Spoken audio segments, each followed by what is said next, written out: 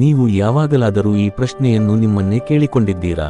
ನಾನು ಎಲ್ಲರ ಜೊತೆ ಒಳ್ಳೆಯದಾಗಿ ಮಾತನಾಡುತ್ತೇನೆ, ಆದರೂ ಜನರು ನನ್ನ ಮಾತಿಗೆ ಬೆಲೆ ಕೊಡಲ್ಲ ಯಾಕೆ? ನಾನು ಮೆಸೇಜ್ ಮಾಡಿದರೆ ರಿಪ್ಲೈ ತಡವಾಗಿ ಬರುತ್ತದೆ, ಆದರೆ ಬೇರೆಯವರ ಮೆಸೇಜ್ಗೆ ತಕ್ಷಣ ಉತ್ತರ ಕೊಡುತ್ತಾರೆ ಯಾಕೆ? ನಾನು ಇದ್ದರೂ ಇಲ್ಲದಿದ್ದರೂ ಯಾರಿಗೂ ವ್ಯತ್ಯಾಸ ಇಲ್ಲ ಅನ್ನಿಸುತ್ತದೆ ಯಾಕೆ? ಸತ್ಯ ಏನೆಂದರೆ, ಹೆಚ್ಚಿನ ಜನರು ನಿಮ್ಮನ್ನು ದ್ವೇಷಿಸುತ್ತಿದ್ದಾರೆ ಎಂಬ ಕಾರಣಕ್ಕೆ ಇಗ್ನೋರ್ ಮಾಡುವುದಿಲ್ಲ. ಬಹುತೇಕ ಸಂದರ್ಭಗಳಲ್ಲಿ ನೀವು ಅರಿಯದೆ ಮಾಡುತ್ತಿರುವ ಕೆಲವು ಅಭ್ಯಾಸಗಳು, ಕೆಲವು ವರ್ತನೆಗಳು ಮತ್ತು ಕೆಲವು ಮನೋಭಾವಗಳ ಕಾರಣದಿಂದ ಜನರು ನಿಮ್ಮಿಂದ ದೂರವಾಗುತ್ತಾರೆ. ಇಂದು ನಾವು ಜನರು ನಿಮ್ಮನ್ನು ಇಗ್ನೋರ್ ಮಾಡುವ 7 ಪ್ರಮುಖ ಕಾರಣಗಳನ್ನು ಆಳವಾಗಿ ತಿಳಿದುಕೊಳ್ಳೋಣ. ಈ ಕಾರಣಗಳನ್ನು ಅರ್ಥ ಮಾಡಿಕೊಂಡರೆ ನಿಮ್ಮ ವ್ಯಕ್ತಿತ್ವ, ಆತ್ಮವಿಶ್ವಾಸ ಮತ್ತು ಸಮಾಜದಲ್ಲಿ ನಿಮ್ಮ ಮೌಲ್ಯ ಸಂಪೂರ್ಣವಾಗಿ ಬದಲಾಗಬಹುದು. 1. ನೀವು ನಿಮ್ಮನ್ನೇ ಗೌರವಿಸದಿದ್ದರೆ ಇತರರು ಯಾಕೆ ಗೌರವಿಸಬೇಕು? ಈ ಜಗತ್ತಿನಲ್ಲಿ ಜನರು ಮೊದಲು ನೀವು ನಿಮ್ಮನ್ನು ಹೇಗೆ ನೋಡಿಕೊಳ್ಳುತ್ತೀರಿ ಎಂಬುದನ್ನು ಗಮನಿಸುತ್ತಾರೆ. ನೀವು ಯಾವಾಗಲೂ ನಾನು ಏನೂ ಅಲ್ಲ, ನನಗೆ ಬರೋದಿಲ್ಲ, ನಾನು ಸೋತವನು ಎಂದು ಹೇಳುತ್ತಿದ್ದರೆ ಜನರ ಮನಸ್ಸಿನಲ್ಲಿ ಕೂಡ ಅದೇ ಚಿತ್ರ ಮೂಡುತ್ತದೆ. ಬಹಳ ಜನರು ಗಮನಿಸದ ಒಂದು ಸತ್ಯ ಇದೆ. ಜನರು ನಿಮ್ಮ ಮಾತುಗಳನ್ನು ಮಾತ್ರ ಕೇಳುವುದಿಲ್ಲ, ಅವರು ನಿಮ್ಮ ನಡೆ, ನಿಮ್ಮ ದೇಹ ಭಾಷೆ, ನಿಮ್ಮ ಆತ್ಮವಿಶ್ವಾಸ, ನಿಮ್ಮ ಕಣ್ಣಿನ ನೋಟ ಎಲ್ಲವನ್ನೂ ಗಮನಿಸುತ್ತಾರೆ. ನೀವು ಯಾವಾಗಲೂ ನಿಮ್ಮನ್ನೇ ಕಡಿಮೆ ಮಾಡಿಕೊಳ್ಳುತ್ತಿದ್ದರೆ ಇತರರು ಸಹ ನಿಮ್ಮನ್ನು ಕಡಿಮೆ ಮೌಲ್ಯದ ವ್ಯಕ್ತಿ ಎಂದು ಪರಿಗಣಿಸಲು ಪ್ರಾರಂಭಿಸುತ್ತಾರೆ. ಒಬ್ಬ ವ್ಯಕ್ತಿ ತನ್ನನ್ನು ತಾನೇ ಗೌರವಿಸಿದಾಗ, ತನ್ನ ಸಮಯಕ್ಕೆ ಬೆಲೆ ಕೊಟ್ಟಾಗ, ತನ್ನ ಕನಸುಗಳಿಗೆ ಮಹತ್ವ ನೀಡಿದಾಗ ಜನರು ಸಹ ಅವನಿಗೆ ಗೌರವ ನೀಡಲು ಪ್ರಾರಂಭಿಸುತ್ತಾರೆ. ಆದರೆ ಯಾವಾಗಲೂ ಎಲ್ಲರ ಹಿಂದೆ ಓಡಾಡುವ, ಎಲ್ಲರ ಒಪ್ಪಿಗೆಗಾಗಿ ಕಾಯುವ ವ್ಯಕ್ತಿಯನ್ನು ಸಮಾಜ ಗಂಭೀರವಾಗಿ ತೆಗೆದುಕೊಳ್ಳುವುದಿಲ್ಲ. ಹೀಗಾಗಿ ಮೊದಲ ಕಾರಣ ಎಂದರೆ ನಿಮ್ಮ ಆತ್ಮಗೌರವದ ಕೊರತೆ. ನೀವು ನಿಮ್ಮನ್ನು ಮೌಲ್ಯಯುತ ವ್ಯಕ್ತಿ ಎಂದು ನೋಡಲು ಕಲಿಯಬೇಕು. 2. ಯಾವಾಗಲೂ ಜನರನ್ನು ಪ್ಲೀಸಿಂಗ್ ಮಾಡಲು ಪ್ರಯತ್ನಿಸುವುದು. ಬಹಳ ಜನರು ಯೋಚಿಸುತ್ತಾರೆ, ಎಲ್ಲರಿಗೂ ಇಷ್ಟವಾದರೆ ಮಾತ್ರ ನಾನು ಸಂತೋಷವಾಗಿರಬಹುದು. ಆದರೆ ಇದೇ ದೊಡ್ಡ ತಪ್ಪು. ನೀವು ಯಾವಾಗಲೂ ಹೌದು ಎನ್ನುವ ವ್ಯಕ್ತಿಯಾಗಿದ್ದರೆ ಜನರು ನಿಮ್ಮ ಸಹಾಯವನ್ನು ಬಳಸಿಕೊಳ್ಳಬಹುದು, ಆದರೆ ನಿಮ್ಮ ಮೌಲ್ಯವನ್ನು ಗೌರವಿಸುವುದಿಲ್ಲ. ಯಾಕೆಂದರೆ ಸುಲಭವಾಗಿ ಸಿಗುವ ವಸ್ತುಗಳಿಗೆ ಜನರು ಹೆಚ್ಚಿನ ಬೆಲೆ ಕೊಡುವುದಿಲ್ಲ. ನೀವು ಎಲ್ಲರಿಗೂ ಒಪ್ಪಿಗೆ ನೀಡುತ್ತಾ, ನಿಮ್ಮ ಅಭಿಪ್ರಾಯವನ್ನು ಹೇಳದೆ, ಯಾವಾಗಲೂ ಇತರರನ್ನು ಖುಷಿಪಡಿಸಲು ಮಾತ್ರ ಬದುಕುತ್ತಿದ್ದರೆ ನಿಧಾನವಾಗಿ ನಿಮ್ಮ ಸ್ವಂತ ವ್ಯಕ್ತಿತ್ವವೇ ಕಾಣೆಯಾಗುತ್ತದೆ. ಜನರು ಗೌರವಿಸುವವರು ಯಾರು ಗೊತ್ತಾ? ತನ್ನದೇ ಆದ ನಿಲುವು ಹೊಂದಿರುವವರು, ತಮ್ಮ ಮೌಲ್ಯಗಳನ್ನು ಕಾಪಾಡಿಕೊಳ್ಳುವವರು, ಅಗತ್ಯವಿದ್ದಾಗ ಇಲ್ಲ ಎಂದು ಹೇಳುವವರು. ಎಲ್ಲರಿಗೂ ಇಷ್ಟವಾಗಲು ಪ್ರಯತ್ನಿಸುವ ವ್ಯಕ್ತಿ ಕೊನೆಯಲ್ಲಿ ಯಾರಿಗೂ ವಿಶೇಷವಾಗುವುದಿಲ್ಲ. 3. ನೀವು ಯಾವಾಗಲೂ ನೆಗೆಟಿವ್ ಆಗಿದ್ದರೆ. ಒಂದು ಕ್ಷಣ ಯೋಚಿಸಿ, ನಿಮ್ಮ ಬಳಿ ಇಬ್ಬರು ಸ್ನೇಹಿತರಿದ್ದಾರೆ. ಮೊದಲ ವ್ಯಕ್ತಿ ಯಾವಾಗಲೂ ಸಮಸ್ಯೆಗಳ ಬಗ್ಗೆ ಮಾತನಾಡುತ್ತಾನೆ. ಜೀವನ ಕೆಟ್ಟದು, ಅದೃಷ್ಟ ಇಲ್ಲ, ಹಣ ಇಲ್ಲ, ಜನರು ಕೆಟ್ಟವರು ಎಂದು ಹೇಳುತ್ತಾನೆ. ಎರಡನೇ ವ್ಯಕ್ತಿ ಸವಾಲುಗಳಿದ್ದರೂ ಧೈರ್ಯದಿಂದ ಮಾತನಾಡುತ್ತಾನೆ, ಪರಿಹಾರ ಹುಡುಕುತ್ತಾನೆ, ಉತ್ಸಾಹದಿಂದ ಬದುಕುತ್ತಾನೆ. ಈ ಇಬ್ಬರಲ್ಲಿ ಯಾರ ಜೊತೆ ಹೆಚ್ಚು ಸಮಯ ಕಳೆಯಲು ಇಷ್ಟಪಡುತ್ತೀರಿ? ಖಂಡಿತವಾಗಿಯೂ ಎರಡನೇ ವ್ಯಕ್ತಿ. ಯಾಕೆಂದರೆ ಮಾನವರ ಮನಸ್ಸು ಸಹಜವಾಗಿಯೇ ಪಾಸಿಟಿವ್ ಎನರ್ಜಿ ಇರುವವರ ಕಡೆ ಆಕರ್ಷಿತವಾಗುತ್ತದೆ.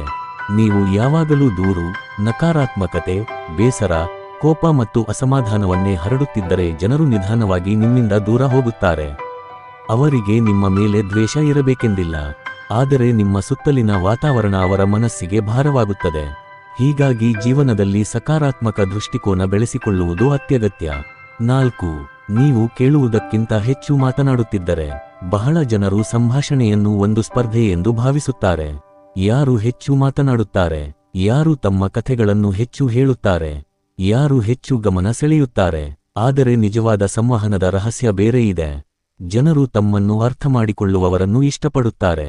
ನೀವು ಯಾರಾದರೂ ಮಾತನಾಡುತ್ತಿರುವಾಗ ಅವರ ಮಾತನ್ನು ಮಧ್ಯದಲ್ಲೇ ನಿಲ್ಲಿಸುತ್ತಿದ್ದರೆ, ಯಾವಾಗಲೂ ನಿಮ್ಮ ಕಥೆಗಳನ್ನೇ ಹೇಳುತ್ತಿದ್ದರೆ, ಅವರ ಭಾವನೆಗಳನ್ನು ಕೇಳದೇ ಇದ್ದರೆ, ಅವರು ನಿಧಾನವಾಗಿ ನಿಮ್ಮೊಂದಿಗೆ ಮಾತನಾಡುವುದನ್ನು ಕಡಿಮೆ ಮಾಡುತ್ತಾರೆ. ಒಬ್ಬ ಒಳ್ಳೆಯ ಲಿಸನರ್ ಯಾವಾಗಲೂ ಒಬ್ಬ ಒಳ್ಳೆಯ ಸ್ಪೀಕರ್ಗಿಂತ ಹೆಚ್ಚು ಪ್ರಭಾವ ಬೀರುತ್ತಾನೆ. ಜನರು ತಮ್ಮ ಬಗ್ಗೆ ಮಾತನಾಡಲು ಇಷ್ಟಪಡುತ್ತಾರೆ.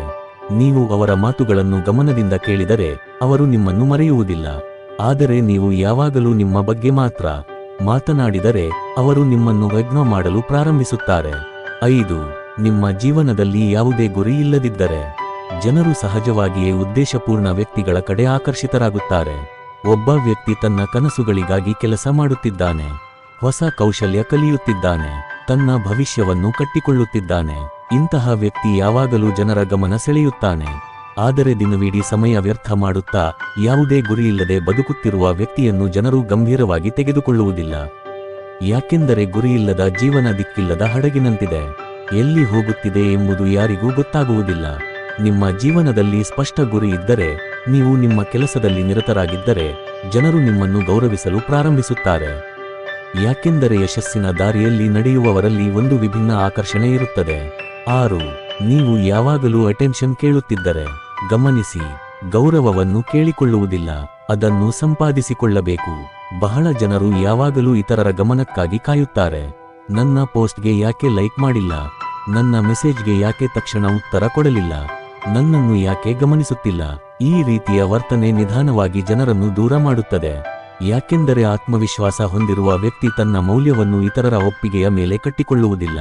ಅವನು ತನ್ನ ಕೆಲಸದಲ್ಲಿ ಗಮನ ಹರಿಸುತ್ತಾನೆ, ತನ್ನ ಬೆಳವಣಿಗೆಯಲ್ಲಿ ನಿರತರಾಗಿರುತ್ತಾನೆ. ವಿಚಿತ್ರ ಸಂಗತಿ ಏನೆಂದರೆ, ನೀವು ಗಮನಕ್ಕಾಗಿ ಓಡುವುದನ್ನು ನಿಲ್ಲಿಸಿದಾಗಲೇ ಜನರು ನಿಮ್ಮ ಕಡೆ ಹೆಚ್ಚು ಗಮನ ಕೊಡಲು ಪ್ರಾರಂಭಿಸುತ್ತಾರೆ. 7. ನೀವು ಬದಲಾಗಲು ಸಿದ್ಧರಿಲ್ಲ. ಇದು ಅತ್ಯಂತ ಮುಖ್ಯ ಕಾರಣ. ಜೀವನದಲ್ಲಿ ಬೆಳೆಯುವವರು ಯಾರು?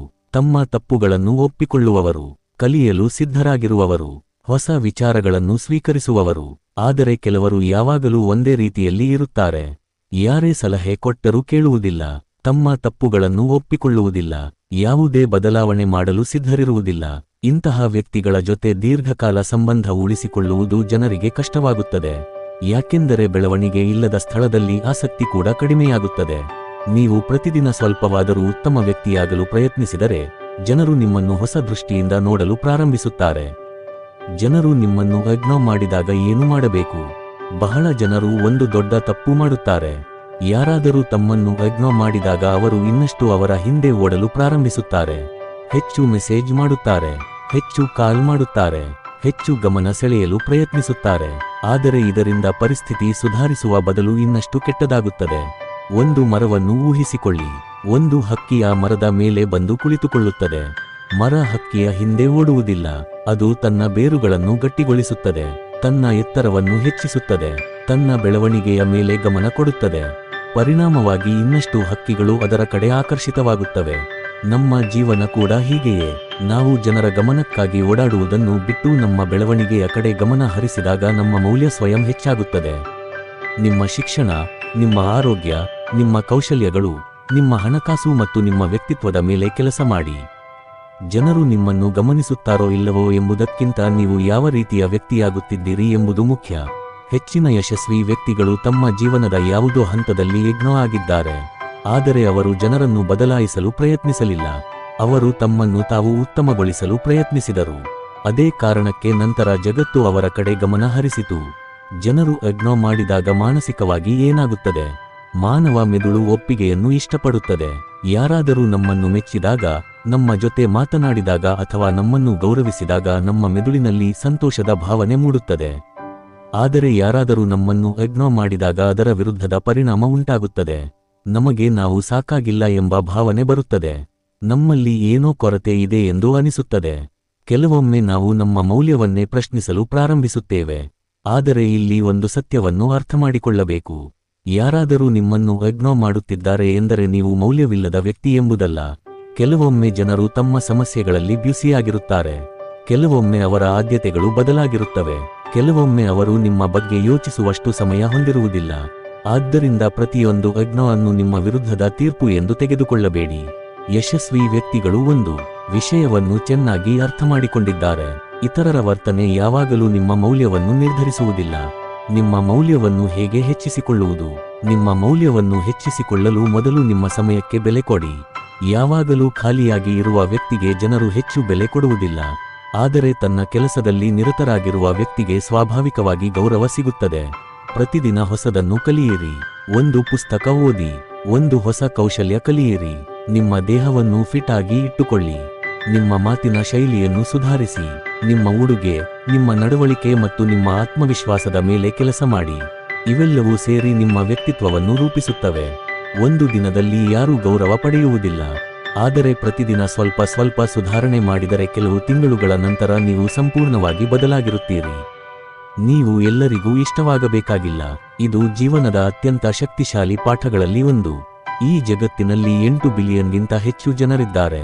ಅವರಲ್ಲಿ ಪ್ರತಿಯೊಬ್ಬರಿಗೂ ನೀವು ಇಷ್ಟವಾಗುವುದು ಅಸಾಧ್ಯ. ಅತ್ಯಂತ ಯಶಸ್ವಿ ವ್ಯಕ್ತಿಗಳಿಗೂ ಟೀಕಿಸುವವರು ಇದ್ದಾರೆ. ಅತ್ಯಂತ ಒಳ್ಳೆಯ ವ್ಯಕ್ತಿಗಳಿಗೂ ವಿರೋಧಿಗಳು ಇದ್ದಾರೆ. ಹಾಗಿದ್ದರೆ ಸಾಮಾನ್ಯ ವ್ಯಕ್ತಿಯಾದ ನೀವು ಎಲ್ಲರಿಗೂ ಇಷ್ಟವಾಗಬೇಕು ಎಂದು ಯಾಕೆ ನಿರೀಕ್ಷಿಸುತ್ತೀರಿ? ನೀವು ಎಲ್ಲರಿಗೂ ಇಷ್ಟವಾಗಲು ಪ್ರಯತ್ನಿಸಿದರೆ ಕೊನೆಯಲ್ಲಿ ನಿಮ್ಮ ನಿಜವಾದ ವ್ಯಕ್ತಿತ್ವವನ್ನು ಕಳೆದುಕೊಳ್ಳುತ್ತೀರಿ. ಬದಲಿಗೆ ನಿಮ್ಮ ಮೌಲ್ಯಗಳಿಗೆ ನಿಷ್ಠರಾಗಿರಿ. ನಿಮ್ಮ ಗುರಿಗಳ ಕಡೆ ಗಮನ ಹರಿಸಿ. ನಿಮ್ಮನ್ನು ನಿಜವಾಗಿ ಅರ್ಥಮಾಡಿಕೊಳ್ಳುವ ಜನರೊಂದಿಗೆ ಸಂಬಂಧ ಬೆಳೆಸಿಕೊಳ್ಳಿ. ಜೀವನದ ಗುಣಮಟ್ಟವನ್ನು ನಿರ್ಧರಿಸುವುದು ನಿಮ್ಮ ಸುತ್ತಲಿನ ಜನರ ಸಂಖ್ಯೆಯಲ್ಲ, ನಿಮ್ಮನ್ನು ನಿಜವಾಗಿ ಗೌರವಿಸುವ ಜನರ ಗುಣಮಟ್ಟ. ಆತ್ಮವಿಶ್ವಾಸ ಯಾಕೆ ಮುಖ್ಯ? ಒಬ್ಬ ವ್ಯಕ್ತಿಯ ಬಳಿ ಹಣ ಇಲ್ಲದಿರಬಹುದು, ದೊಡ್ಡ ಹುದ್ದೆ ಇಲ್ಲದಿರಬಹುದು, ಹೆಚ್ಚು ಪರಿಚಯಗಳು ಇಲ್ಲದಿರಬಹುದು, ಆದರೆ ಆತ್ಮವಿಶ್ವಾಸ ಇದ್ದರೆ ಅವನು ಎಲ್ಲರ ಗಮನ ಸೆಳೆಯಬಹುದು. ಆತ್ಮವಿಶ್ವಾಸ ಎಂದರೆ ಅಹಂಕಾರ ಅಲ್ಲ. ಆತ್ಮವಿಶ್ವಾಸ ಎಂದರೆ ನಿಮ್ಮ ಸಾಮರ್ಥ್ಯದ ಮೇಲೆ ನಂಬಿಕೆ. ನೀವು ತಪ್ಪು ಮಾಡಬಹುದು, ನೀವು ಸೋಲಬಹುದು, ಜನರು ನಿಮ್ಮನ್ನು ಟೀಕಿಸಬಹುದು, ಆದರೆ ನೀವು ಮತ್ತೆ ಎದ್ದು ನಿಲ್ಲಬಹುದು ಎಂಬ ನಂಬಿಕೆ. ಈ ಗುಣವೇ ಜನರನ್ನು ನಿಮ್ಮ ಕಡೆ ಸೆಳೆಯುತ್ತದೆ. ಯಾಕೆಂದರೆ ಆತ್ಮವಿಶ್ವಾಸ ಸಾಂಕ್ರಾಮಿಕವಾಗಿದೆ. ನಿಮ್ಮನ್ನು ನೀವು ನಂಬಿದಾಗ ಇತರರು ನಿಮ್ಮನ್ನು ನಂಬಲು ಪ್ರಾರಂಭಿಸುತ್ತಾರೆ. ಯಶಸ್ಸು ಅತ್ಯುತ್ತಮ ಉತ್ತರ. ನಿಮ್ಮನ್ನು ಅಗ್ನೋ ಮಾಡಿದವರ ಜೊತೆ ಜಗಳ ಮಾಡಬೇಕಾಗಿಲ್ಲ. ಅವರಿಗೆ ಏನನ್ನು ಸಾಬೀತುಪಡಿಸಬೇಕಾಗಿಲ್ಲ. ಅವರ ಹಿಂದೆ ಓಡಾಡಬೇಕಾಗಿಲ್ಲ. ನಿಮ್ಮ ಯಶಸ್ಸಿನ ಮೇಲೆ ಗಮನ ಹರಿಸಿ. ಒಂದು ದಿನ ನೀವು ಬೆಳೆಯುತ್ತೀರಿ. ನಿಮ್ಮ ಕೌಶಲ್ಯಗಳು ಹೆಚ್ಚುತ್ತವೆ, ನಿಮ್ಮ ಆದಾಯ ಹೆಚ್ಚುತ್ತದೆ, ನಿಮ್ಮ ಜ್ಞಾನ ಹೆಚ್ಚುತ್ತದೆ, ನಿಮ್ಮ ಆತ್ಮವಿಶ್ವಾಸ ಹೆಚ್ಚುತ್ತದೆ. ಆಗ ನಿಮ್ಮನ್ನು ಅಗ್ನೋ ಮಾಡಿದವರೇ ನಿಮ್ಮ ಬಗ್ಗೆ ಮಾತನಾಡಲು ಪ್ರಾರಂಭಿಸುತ್ತಾರೆ. ಯಾಕೆಂದರೆ ಈ ಜಗತ್ತಿನಲ್ಲಿ ಜನರು ಮಾತುಗಳನ್ನು ಕಡಿಮೆ ಮತ್ತು ಫಲಿತಾಂಶಗಳನ್ನು ಹೆಚ್ಚು ಗೌರವಿಸುತ್ತಾರೆ. ಒಂದು ಕ್ಷಣ ಕನ್ನಡಿಯ ಮುಂದೆ ನಿಂತು ನಿಮ್ಮನ್ನೇ ಕೇಳಿಕೊಳ್ಳಿ. ನಾನು ಜನರ ಗಮನಕ್ಕಾಗಿ ಬದುಕುತ್ತಿದ್ದೀನಾ ಅಥವಾ ನನ್ನ ಕನಸುಗಳಿಗಾಗಿ ಬದುಕುತ್ತಿದ್ದೀನಾ? ನಿಮ್ಮ ಉತ್ತರ ಎರಡನೇದು ಆಗಿದ್ದರೆ ನಿಮ್ಮ ಭವಿಷ್ಯ ಈಗಾಗಲೇ ಬದಲಾಗಲು ಆರಂಭಿಸಿದೆ. ಗಮನದಲ್ಲಿಡಿ, ಸಿಂಹ ಕಾಡಿನ ಎಲ್ಲ ಪ್ರಾಣಿಗಳ ಒಪ್ಪಿಗೆಯನ್ನು ಕೇಳುವುದಿಲ್ಲ. ಅದು ತನ್ನ ಶಕ್ತಿಯನ್ನು ಬೆಳೆಸಿಕೊಳ್ಳುತ್ತದೆ. ಅದೇ ರೀತಿ ನೀವು ಕೂಡ ಜನರ ಒಪ್ಪಿಗೆಯ ಹಿಂದೆ ಓಡಬೇಡಿ. ನಿಮ್ಮ ವ್ಯಕ್ತಿತ್ವವನ್ನು ಬೆಳೆಸಿಕೊಳ್ಳಿ, ನಿಮ್ಮ ಜ್ಞಾನವನ್ನು ಹೆಚ್ಚಿಸಿಕೊಳ್ಳಿ, ನಿಮ್ಮ ಗುರಿಗಳಿಗಾಗಿ ದುಡಿಯಿರಿ.